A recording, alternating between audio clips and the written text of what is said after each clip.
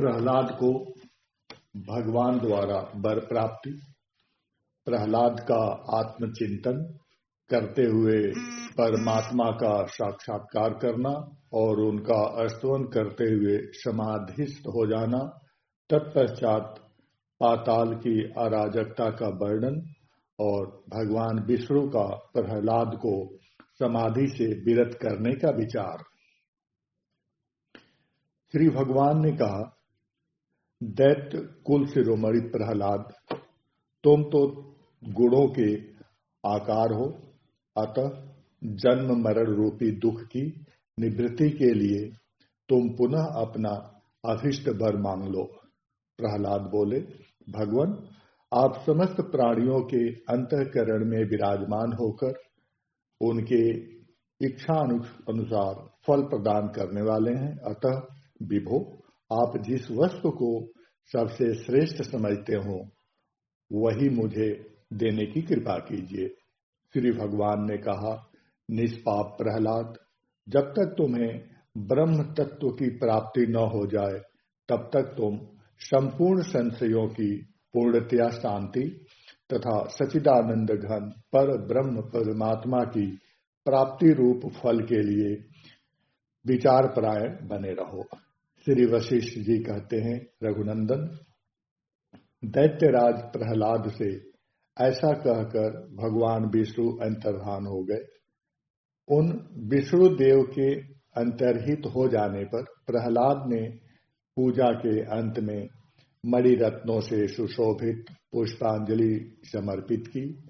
उस समय उनका चित्त अत्यंत प्रसन्न था। वे एक श्रेष्ठ आसन पर पद्मासन लगाकर बैठ गए और स्तोत्र पाठ करते समय अपने हृदय में यो विचार करने लगे कि आवागमन रूपी संसार का निवारण करने वाले भगवान ने मुझे ऐसा उपदेश दिया है कि तुम विवेक विचार संयुक्त हो। अतः अब मैं अपने अंतःकरण में आत्म विचार करने में तत्पर होता हूँ।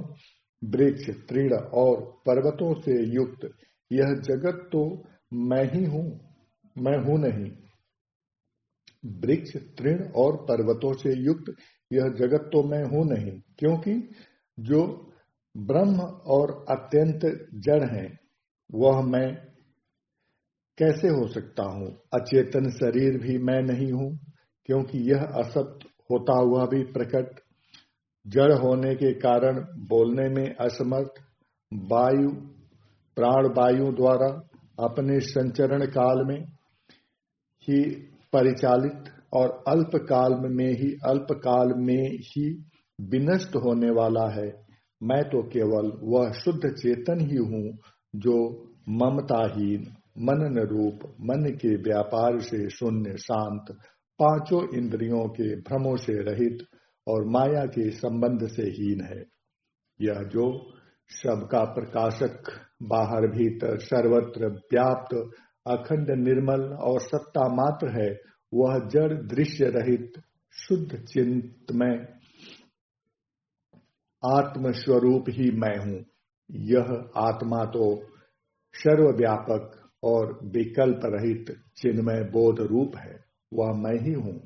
यह आत्मा ही जगत की स्थिति में निरंतर अनुभव में आने वाले समस्त पदार्थों का आदि कारण है, परंतु इस आत्मा का कोई कारण नहीं है। इसी आत्मा से सारे पदार्थों का पदार्थत्व उत्पन्न होता है। ये घटपट आदि आकार वाले सैकड़ों सांसारिक पदार्थ विशाल दर्पण रूप इस चिन्मय शुद्ध आत्मा में प्रतिबिंबित होते हैं। यह अकेला मैं, जो आदि और अंत से रहित तथा सर्वव्यापक हूँ, संपूर्ण चराचर प्राणियों के अंदर आत्म स्वरूप से स्थित हूँ। मेरा यह सांवला रूप, जो शंख, चक्र और गदा धारण करने वाले तथा संपूर्ण सौभाग्यों की चरम सीमा है, इस जगत का पालन करता है। जो कमल रूपी आसन पर विराजमान होते हैं और निर्विकल्प समाधि में स्थित होकर परम सुख का अनुभव करते हैं, उन ब्रह्मा के रूप में ही सदा इस जगत में उत्पन्न होता हूँ। मैं ही त्रिनेत्रधारी शिव होकर प्रलय काल में इस जगत का संहार करता हूँ। मैं ही इंद्र रूप से मनवंतर के क्रम से प्राप्त हुई इस संपूर्ण त्रिलोकी का पालन करता हूँ। यह जो कुछ स्थावर जंगम रूप जगत दृष्टिगोचर हो रहा है, संपूर्ण संकल्पों से रहित वह परम शुद्ध चेतन आत्म रूप मैं ही हूँ, जिनमें अनंत आनंद का अनुभव प्राप्त होता है तथा जो परम शांति से सुशोभित एवं शुद्ध है। ऐसी यह चिन्मयी दृष्टि संपूर्ण दृष्टियों से बढ़कर है, जो शाश्वत एवं विज्ञानानंद घन रूप है। उस उत्तम साम्राज्य का परित्याग करके मुझे इन नित्य एवं दुख रूप राज्य विभूतियों में लेश मात्र भी सुख की प्राप्ति नहीं होती, क्योंकि वे विभूतियां रमणीय नहीं है। ऐसे विज्ञानानंद घन परम पद को छोड़कर मूर्ख ही तुच्छ विषय भोगों में आसक्त होता है, विवेकशील ज्ञानी नहीं। भला इस परम दिव्य दृष्टि का त्याग करके कौन मनुष्य घृणा करने योग्य तुच्छ राज्य में आसक्त होगा? जिन्होंने इस उत्तम दृष्टि का परित्याग करके दुख रूप क्षणभंगुर राज्य में मन लगाया, वे सब के सब वास्तव में मूर्ख ही थे, क्योंकि कहाँ तो नंदवन की प्रफुल्लित रमणीय वनस्थली और कहाँ संतप्त मरुस्थल। उसी प्रकार कहाँ तो ये परमार्थिक शांत दिव्य ज्ञान दृष्टियां और कहाँ देह एवं विषय भोगों में अहंता ममता बुद्धि, अर्थात इनमें आकाश पाताल का अंतर है। इस त्रिलोकी में राज्य पाकर भी वास्तविक सुख लेश मात्र भी नहीं मिलता, किंतु मूर्खता के कारण ही मनुष्य उसे चाहता है। उधर तो सर्वव्यापक स्वस्थ सम निर्विकार और सर्वरूप है। उस चेतन का आश्रय ग्रहण करने से संपूर्ण वास्तविक आनंद सदा सर्वदा प्राप्त होता रहता है। ये जो कोई भी विषयी मनुष्य मोह रूपी जाल में आ फंसे हैं, उनके गिरने का प्रधान कारण उनकी संकल्प कल्पना ही है। इसी प्रकार ऐसे पितामह यदि पूर्वजों ने भी जो संकल्प समूहों से आवृत और विषय रूपी गर्त में गिरने वाले थे, इस बाधा रहित परमानंद स्वरूप आत्म पद का अनुभव नहीं किया, इसलिए वे भूतल पर इन्हें गिने दिनों तक ही स्फुरित होकर गड्ढे में गिरे हुए क्षुद्र मच्छरों की भांति विनष्ट हो गए। सभी जीव इच्छा और द्वेष से उत्पन्न हुए सुख दुख आदि द्वंद्व रूपी मोह से युक्त होने के कारण पृथ्वी के छिद्र में छिपे हुए कीड़ों की क्षमता को प्राप्त हो गए हैं, परंतु जिसकी अनुकूल और प्रतिकूल कल्पना रूपी मृग तृष्णा सच्चिदानंद परमात्मा के ज्ञान रूपी मेघ से शांत हो चुकी है, उसी का जीवन धन्य है। ओम ही जिस सच्चिदानंद ब्रह्म का सर्वोत्तम नाम है और जो समस्त विकारों से सर्वथा रहित है, वह परमात्मा ही भूतल के समस्त पदार्थों के रूप में विराजमान है।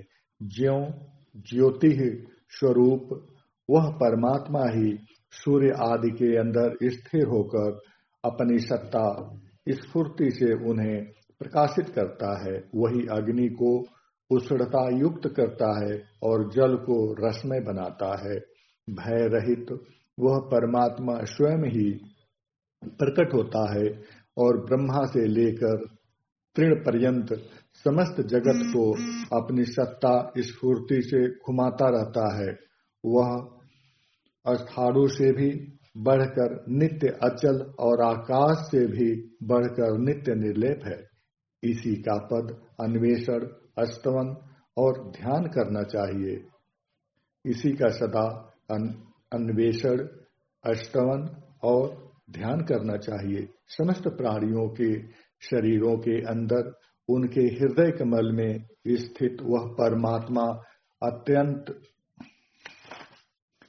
सुलभ है, क्योंकि हृदय की थोड़ी सी भी सच्ची पुकार से यह तत्क्षण सम्मुख प्रकट हो जाता है। यह परमात्मा देव सभी शरीरों में उसी प्रकार व्याप्त है जैसे पुष्पों में सुगंध, तिल कणों में तेल और रस युक्त पदार्थों में माधुर्य।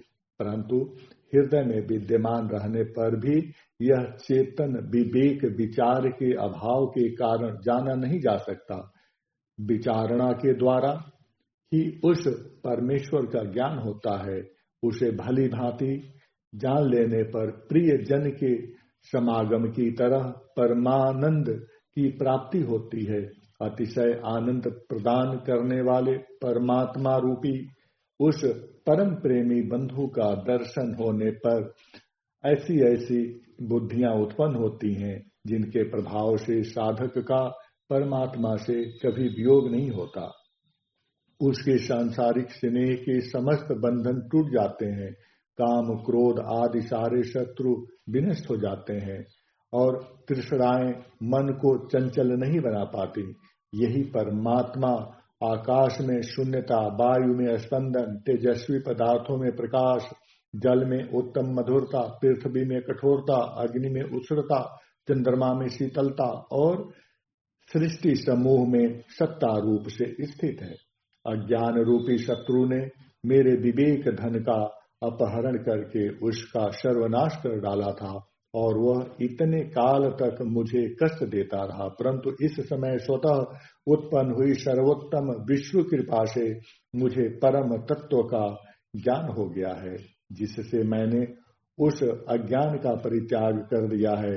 इस समय मैंने उस परम ज्ञान रूपी मंत्र के बल से इस अहंकार पिशाच को शरीर रूपी वृक्ष के खोखले से बाहर निकाल दिया है, जिससे मेरा यह शरीर रूपी महान वृक्ष अहंकार रूपी यक्ष से रहित होकर परम पवित्र हो गया है और प्रफुल्लित वृक्ष के समान सुशोभित हो रहा है। विवेक रूपी धनराशि की प्राप्ति के कारण जब मेरे दुराशा रूपी दोष सर्वथा नष्ट हो गए हैं, तब मेरी अज्ञान रूपी दरिद्रता भी पूर्णतया शांत हो गई है। अतः अब मैं परमेश्वर के रूप में स्थित हूँ।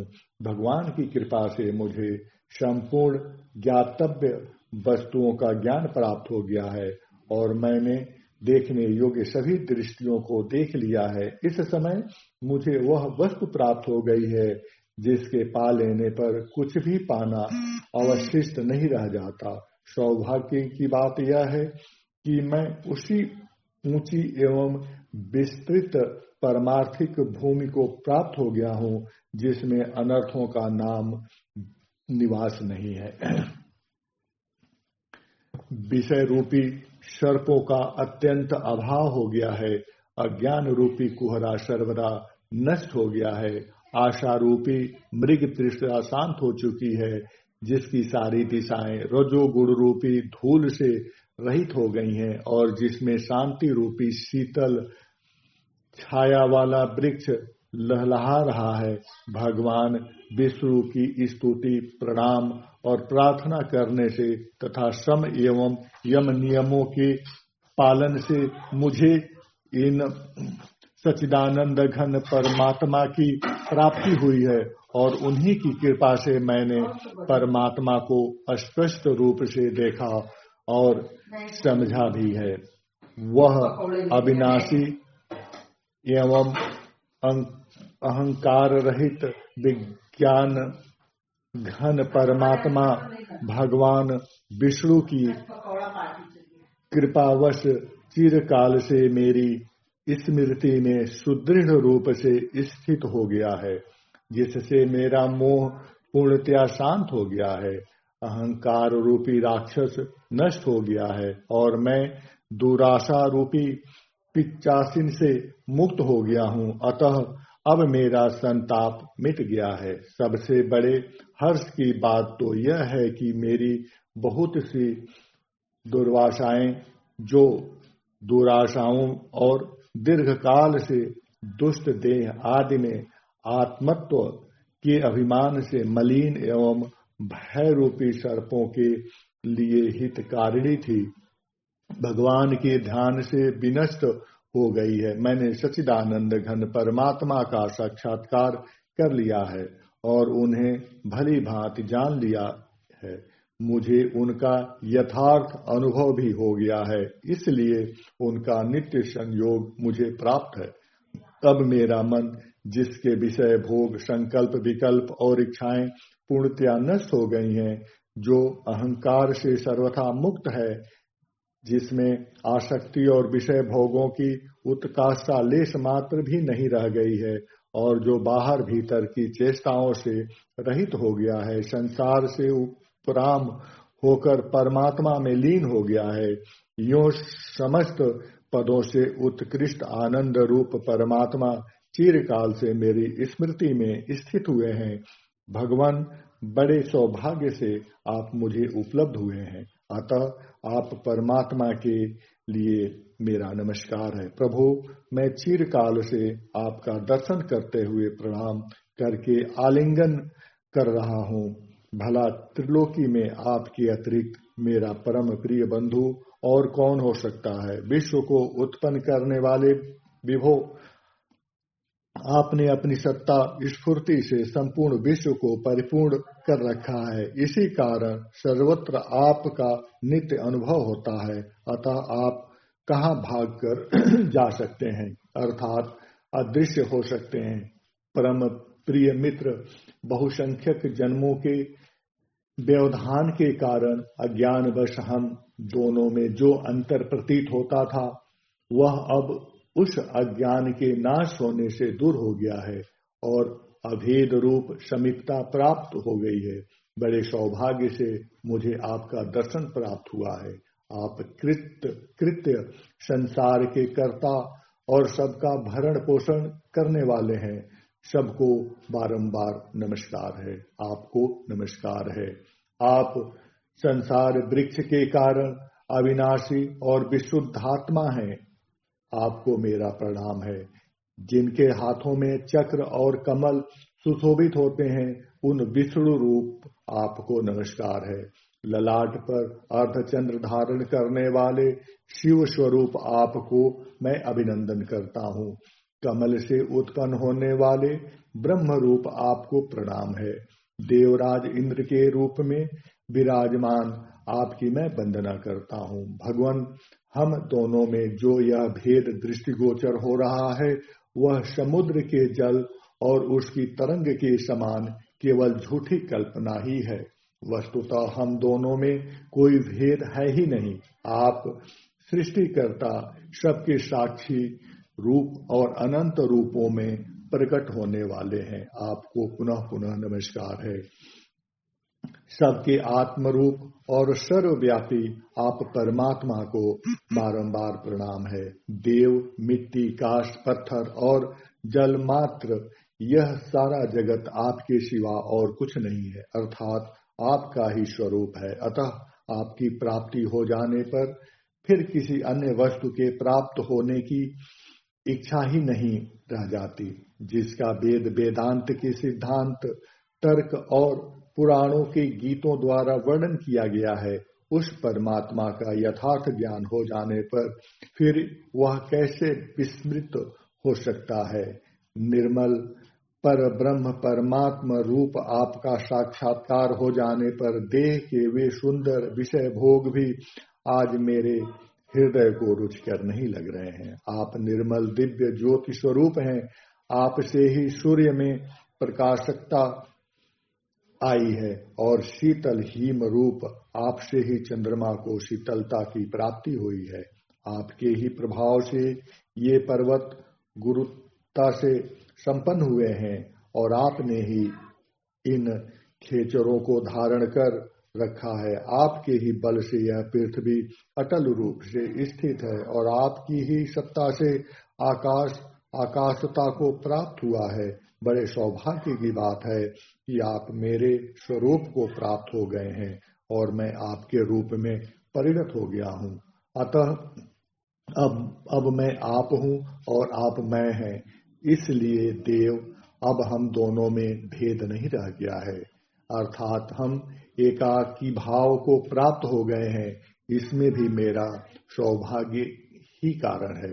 मेरा आत्मा जो सम शुद्ध साक्षी रूप निराकार और दिशा काल आदि से रहित है, उसी में आप स्थित हैं।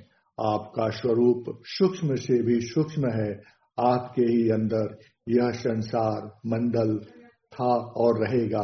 काश में व्याप्त हुई आग की भांति आप इस शरीर के अंदर स्थित हैं। आप ही सर्वोत्तम अमृत स्वरूप रस हैं और तेजस्वी पदार्थों को प्रकाशित करने वाले भी आप ही हैं। आप ही पदार्थों के ज्ञाता और ज्योतियों के प्रकाश हैं। जैसे सुवर्ण में कड़े, बाजूबंद, केयूर आदि आभूषणों का आरोप किया जाता है, उसी तरह सांसारिक पदार्थ समूह आप में ही आरोपित है।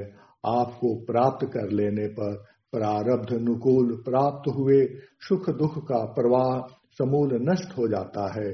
ठीक उसी तरह जैसे सूर्य के प्रकाश को पाकर अंधकार का अथवा गर्मी को पाकर हिम का नाम निशान मिट जाता है, भगवान यह सारा विश्व आपका ही स्वरूप है। आपकी जय हो। आप शांति परायण, सभी प्राणियों से परे और संपूर्ण आगमों द्वारा जानने योग्य हैं। आपकी बारंबार जय हो। श्री वशिष्ठ जी कहते हैं, रघुनंदन, शत्रु वीरों का संहार करने वाले प्रहलाद इस प्रकार परमात्मा का चिंतन करते करते निर्विकल्प परमानंद स्वरूप परमात्मा में समाधिस्थ हो गए। अपने महल में यूं समाधि अवस्था में पड़े हुए दैत्यवंशी प्रहलाद का बहुत सा समय व्यतीत हो गया। उस समय यद्यपि असुर श्रेष्ठों ने उन्हें जगाने की बहुत चेष्टा की, तथापि असमय में उन महाबुद्धिमान की समाधि भंग न हुई। यो निश्चल ब्रह्म स्वरूप एवं शांत हुए प्रहलाद बाह्य दृष्टि शून्य होकर हजारों वर्षों तक उस दैत्य नगरी में समाधिस्थ पड़े रहे। उस समय हिरण्यकश्यपु मर चुका था और उसके पुत्र प्रहलाद समाधिस्थ हो गए थे। अतः जब पाताल में कोई अन्य राजा नहीं रह गया, तब दानवों को अपने अधिपति का अभाव खटकने लगा। इसलिए उन्होंने प्रहलाद को समाधि से जगाने के लिए घोर प्रयत्न किया, परंतु वे नहीं जागे। तब उस राजा रहित नगर में बलवान दैत्य लुटेरों की तरह स्वेच्छानुसार लूटपाट करने लगे, जिससे उद्विग्न होकर अन्य दैत्य अपनी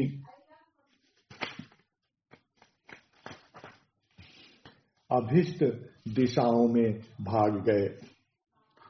उस अराजकता के कारण पाताल लोक चिरकाल के लिए मात्स्य न्याय से अस्त व्यस्त और मर्यादा रहित हो गया। वहां बलवानों ने दुर्बलों के नगर छीन लिए। मर्यादा के क्रम का सर्वथा विनाश हो गया। तभी लोग स्त्रियों को पीड़ा पहुंचाने लगे। पुरुषों के प्रलाप और रोदन के शब्द चारों ओर व्याप्त हो गए। लोगों ने एक दूसरे के वस्त्र छीन लिए। नगर का मध्य भाग खंडहर के रूप में परिणत हो गया और क्रीड़ोद्यान नष्ट हो गए। सारा राज्य व्यर्थ के अनर्थ से पीड़ित हो गया। दिशाएं धूल से व्याप्त हो गईं। अन्न, फल और बंधु बांधवों का अभाव हो गया। इस प्रकार आकस्मिक उत्पात से विवश होकर सारा असुर समुदाय चिंताग्रस्त हो गया। उस समय वह असुर मंडल भय से उद्विग्न हो गया था। वहां स्त्रियां, धन, मंत्र और युद्ध मर्यादाहीन हो गए थे। जिनके धन और स्त्रियों का अपहरण हो गया था, उनका करुण क्रंदन चारों ओर गूंज रहा था, जिससे वह दैत्य समाज कलयुग आने पर लूटपाट करने वाले क्रूर लुटेरों सा जान पड़ता था। राघव तदनंतर एक बार शेष शैया पर विराजमान शत्रुसूदन श्रीहरि, जो लीला पूर्वक संपूर्ण जगत का पालन करते हैं, देवताओं की प्रयोजन सिद्धि के लिए अपनी बुद्धि से सांसारिक स्थिति का निरीक्षण करने लगे। पहले उन्होंने मन ही मन स्वर्ग लोक का अवलोकन करके तत्पश्चात भूतल वासियों के आचरणों का निरीक्षण किया। फिर वे मन से ही शीघ्र दैत्यों द्वारा सुरक्षित पाताल लोक में जा पहुंचे। वहां उन्होंने देखा कि दानव राज प्रहलाद अटल समाधि में स्थित हैं, जिससे अमरावतीपुरी में संपत्ति की भरपूर वृद्धि हो गई है।